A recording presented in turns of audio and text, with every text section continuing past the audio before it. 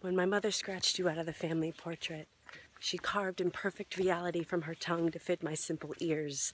But how do you explain psychological labels to children? Manic depression, bipolar disorder, narcissism.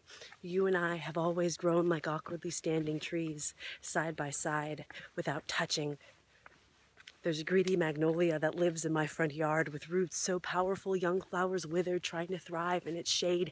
I used to pretend you were dead, but you sank into my thoughts like a generous tumor, your face a deeply embedded splinter I could never remove from my skin. On the day we met, you were as unfamiliar as the word daddy. I was already too big to carry on your shoulders, so you left me firmly planted in the ground, calling my green eyes blue, an attempt to see your own reflection. We were given weekends instead of lifetimes, but two strangers can stand in the soil for hours and never take root in hesitated silence, and you had this habit of leaving me alone for hours in libraries, laundromats, parked cars, and your living room while I waited to feel like your daughter.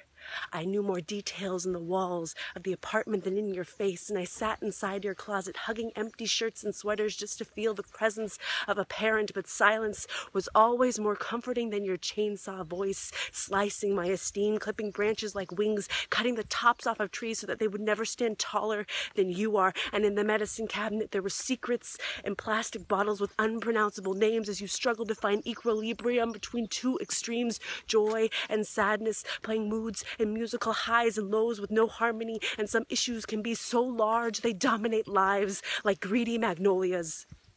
I have watched you break every relationship like a self-inflicted curse of loneliness. You send me love notes and death threats in the same breath. Bipolar magnets repel and then want to reconnect. So whenever olive branches are extended, I count your wrinkles like trunk rings pulled back by the possibility that my life was worse in your absence. Your affirmations of impending mortality have finally manifested, and now we meet during hospital visitations. Talk about the cancer that eats you alive and watch each other age in fading snapshots. My emotions at arm's length because holding your hand feels awkward. Looking for answers, I've struggled finding you in my reflection, wondering how things could have been different. But trees never ask questions. We just grow where we're planted, time slipping through our outstretched branches, reaching like two strangers almost close enough to touch, almost close enough to be family.